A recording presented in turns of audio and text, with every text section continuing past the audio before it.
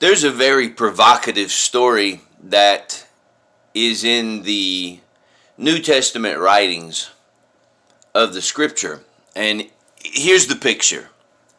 There's a dinner party being held at the home of a very well-known gentleman. And of course, there are many high-profile people there. And the guest of honor is Jesus. So that's pretty good, right? Having dinner at your house and being able to invite Jesus to come. So here's this dinner that's being served. All of these people in the community are there. And the doors open up and in walks a woman. She comes in. Her hair, as she comes in, is up. And she's carrying a box. A box that's known as, it's a perfume box. And it has in it the scent of something known as spikenard. Now, spikenard is very, very expensive. And a year's wages in that time, a year's wages to purchase that. That's more than Burberry, okay? That's more than Gucci, all right? That's more than Versace. This spikenard is very, very expensive. Now she comes in, and of course, imagine being at a dinner party at a home, and the doors open, and here comes a woman carrying this most expensive box, beautiful box with this perfume. Now, she makes her way through the home, gets to where Jesus is, and she kneels down at the feet of Jesus, and she starts crying. Now, as the writings tell us, she is crying so much that her tears are falling down onto his feet. Now, it takes a lot of emotion. It takes a lot of pain and anguish and emotion.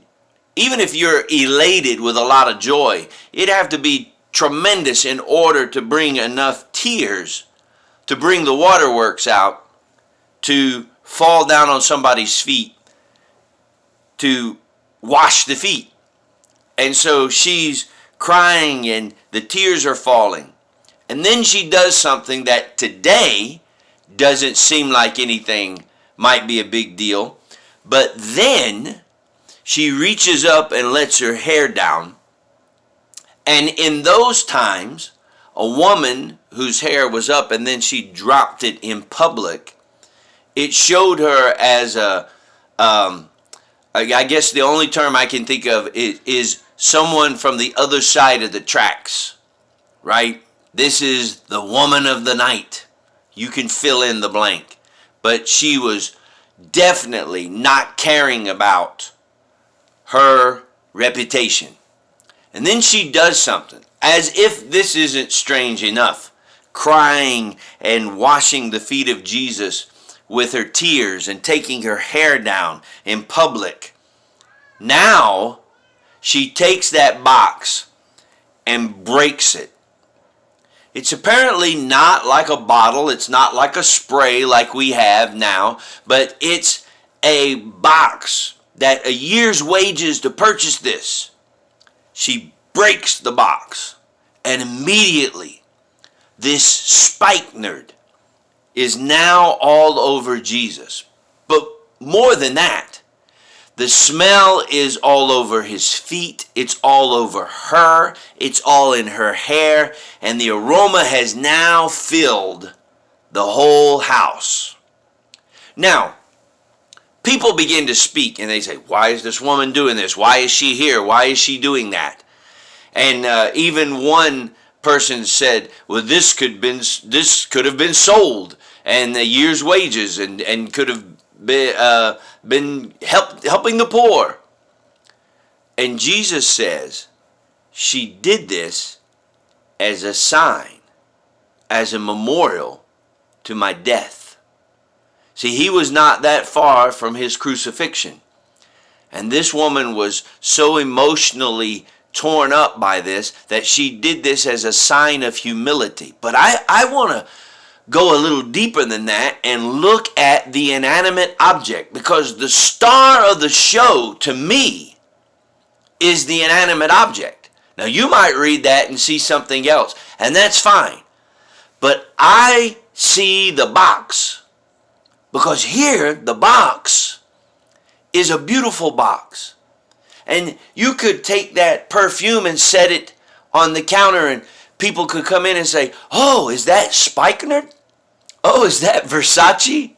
Oh, is that, whatever your favorite is. Is that Burberry? Oh, I bet that smells great. But all you can do is look at it. You don't experience the beauty of it. You don't experience the beauty of the perfume. You don't experience the smell of it until the box is broken. And that to me is the key to the whole story. The broken box reveals the beautiful perfume. That it cost a year's wages. You had to work and earn your money and save a year's wages to own that spikenard. But here, it's broken and the smell fills the house and it affects everybody. You and I are a lot like that box, because all of the lessons that you've learned, you've worked for them. A year, 2 years, more than that. Maybe 2020 taught you a ton of things, and it's inside of you. All of your lessons, your strength, the things that you want to do, your dreams, your goals, all of that. But a lot of times it doesn't come out and affect anybody until we go through broken places. And notice where she broke it. She broke that box at the feet of Jesus. Now, for those people that are spiritual, you can bring your broken dreams, your broken life, and break it at the feet of Jesus. And believe that he has a plan for you. Believe that he wants to do something wonderful with your life. Again, as I've said before on the Daily Talk, I'm not trying to influence you to tell you to look for a church or a certain type of church.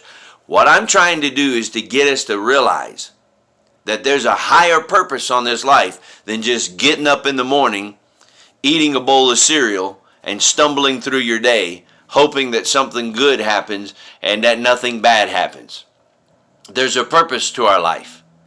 And when we realize that it's in the broken moments that the beautiful scent of life comes through, we're one step closer to being the people that we should be for those around us. May God bless you. This is my prayer.